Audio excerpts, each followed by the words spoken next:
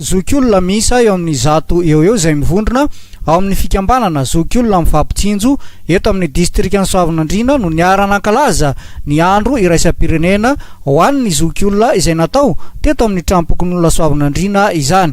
Hetsika maro no nentin'izy ireo nanamariana izany. Nahitana fihetsika maro sy kilalao maro fanaon'ireto Zokiolona taloha tamin'ny fahatanorany fa tsy hita intsony amin'izao dia naverina indray ilay izy mba ho tadidiny ankizy ankehitriny ka dia misaotra antsika rehetra izay nandray anjara nanoana izao fety izao. Miary maniry koa izay mba maro mba tsiaro anay Zokiolona dia Soavinandriana dia amin'ny fahaty satria maro ny zavatra mbola kasainay atao ary anaty efa antitra raha dia tia metraka zavatra maro eto amin'ny tanànany Soavinandriana.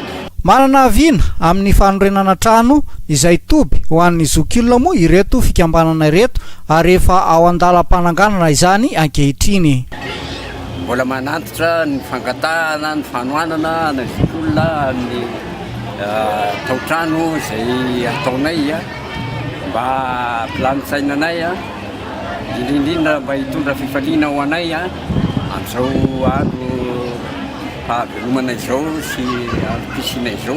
Mbola ezaka be arak'izany no miandry ireto Zokiolona amin'ny fampitsinjo ireto amin'ny fanoizana ny fananganana ny trano toby ho an'ny Zokiolona eto Soavinandriana. Koa mila tohana amin'ireo olona tsara sitrapo izy ireo ny amin'izany.